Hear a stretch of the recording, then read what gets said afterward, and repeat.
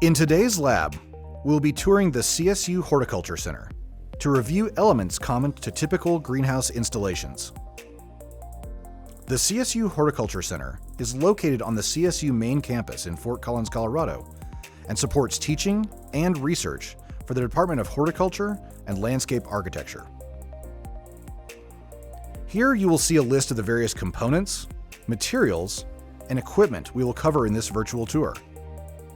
By the end of this video, you should be able to identify the proper location of each component in a typical greenhouse design, as well as describe the function of each component in the greenhouse.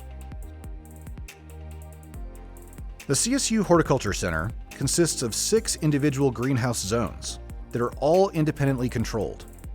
We are currently in one of those 6 greenhouse zones designated to produce hydroponic leafy greens. For reference, this greenhouse has a width of 42 feet and a length of 80 feet for a total of 3,060 square feet, and was manufactured by Nexus Corporation, located in North Glen, Colorado.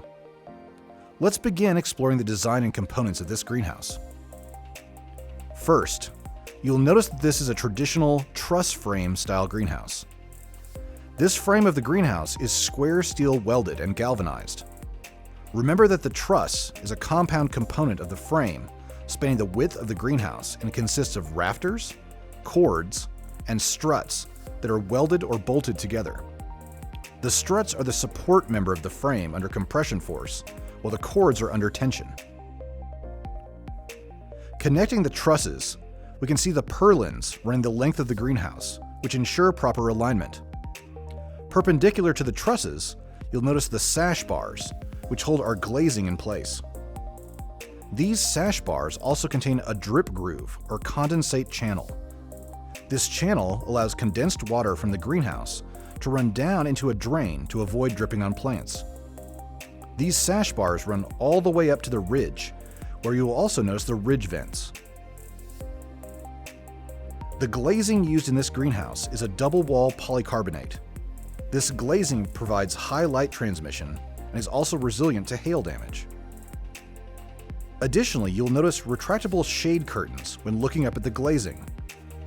The shade curtains help us maintain the greenhouse environment on sunny days by reducing the light intensity and alleviating high temperatures. These curtains can also be closed on winter evenings to conserve heat in the greenhouse. For cooling in this greenhouse, we use a traditional evaporative cooling system. This consists of our cross-fluted cellulose cooling pads on the south side of the greenhouse and our 4 exhaust fans on the north side. Each of these fans is equipped with variable frequency drive, VFD technology. This helps us to save electricity while also lengthening the overall lifespan for the equipment. Because the fans won't always run at full speed, the use of VFD also helps us to reduce noise pollution for the nearby communities. For heating, we have 2 gas-fired unit heaters located at the north and south ends of the greenhouse. These are highly efficient units, where 93% of the energy from natural gas burned is converted to heat.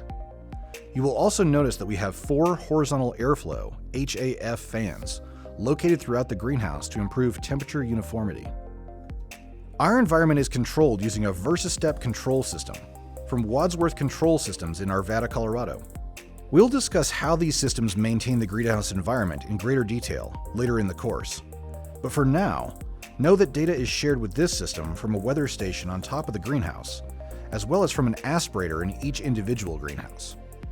This system also controls the supplemental lighting in the greenhouse. In this greenhouse zone, we're using light-emitting diode LED top lights provided by Signify.